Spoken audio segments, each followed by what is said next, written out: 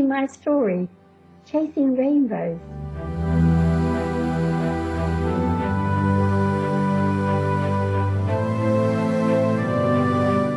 Chapter 9, At the Homecoming. With her beloved son expected home any day, Sarah was elated. It had been so long since he had returned home, and she wished him to enjoy every minute of his holiday. Jess helped her to clean and polish the cottage until everywhere shone like a new pin. They baked succulent meat pies and tartlets, picked juicy fruits and vegetables from the garden, and soon the kitchen was filled with the delicious aroma of baking in readiness for his homecoming. As he came strolling up the path, Sarah rushed out to meet him, and he wrapped his arms around her. "Oh, son, it's so good to have you home," she declared, as tears of joy spilled down her face. Gerald took his hanky from his jacket and gently wiped her eyes. "Aye, it's nigh on time, ma'am," he smiled as he hugged her close.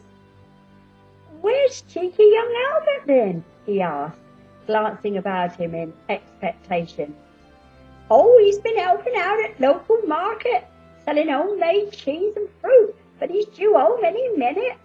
You won't recognise him, he's so grown up," Sarah smiled contentedly as he tucked her arm in his. Just then, Jess came out to greet Gerald.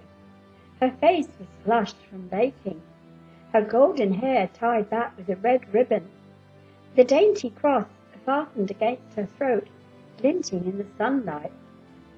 She held out her hand to him in greeting, her face lit up with a radiant smile. "Hello, I'm Jess Flanagan," she said shyly. He took her dainty hand in his, and his heart turned over. It was incredible. There was no real proof, and yet years had rolled away, and here was young Kathleen standing before him. Somehow he found his voice. "I'm pleased to meet you, Jess," he replied softly as they shook hands. Some basic instinct warned him not to confide in her just yet. Besides, he had no wish to alarm the girl. However, as they all entered the cottage and Albert came rushing up the path to greet his father, Gerald felt a sense of trepidation. He knew without a doubt in his mind that this lovely young woman just had to be his daughter. As his mother and Jess set the tray for tea, Gerald turned to his son, who was taller than his father. Gerald beamed with pride as the two men embraced. "Oh, it's grand to see you, son," he exclaimed. "I'm right glad to see you too, Dad," enthused Albert. Louisa came shyly into the room, holding a small bunch of violets. For once, she was tongue-tied. Both men exchanged amused glances as she held out the freshly picked flowers to show them. The next couple of days were filled with trips. They took Louisa to Totnes to see the travelling circus that had just arrived, and Louisa was thrilled to see all the performing animals. Once her initial shyness wore off, she took an instant liking to Gerald, chattering away as if she had known him all her life. Gerald was greatly touched by her childish adoration. He also arranged a fishing trip with Albert. They needed time for male bonding. "It's just like old times, eh, son?" He ruffled the lad's hair. Albert had shied away, somewhat embarrassed, yet he felt pleased by this show of affection. He loved his father dearly, despite the years apart.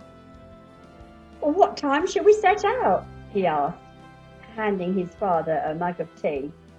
"Early, lad. No sense in wasting the day," Gerald grinned. So the two men set off just after 5 the next morning and caught the early milk train from Staverton Station. As the train pulled away from the station, Gerald sat staring out of the window at the familiar countryside. He felt a mixture of emotions stirring within. Of course, he was glad to be sharing this precious time with his son, but what of his daughter? How could he reveal himself to her? How could he explain the brief encounter he had shared with her mother?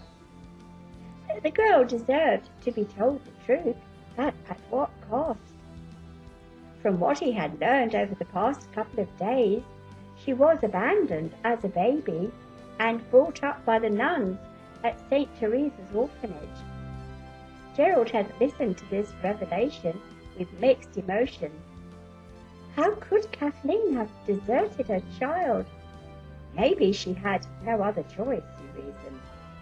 Yet it seemed so heartless to abandon an innocent baby and just walk away. How would the girl react when she learned that she was indeed his daughter? Gerald had no way of knowing, but it vexed him greatly. He glanced across at his son.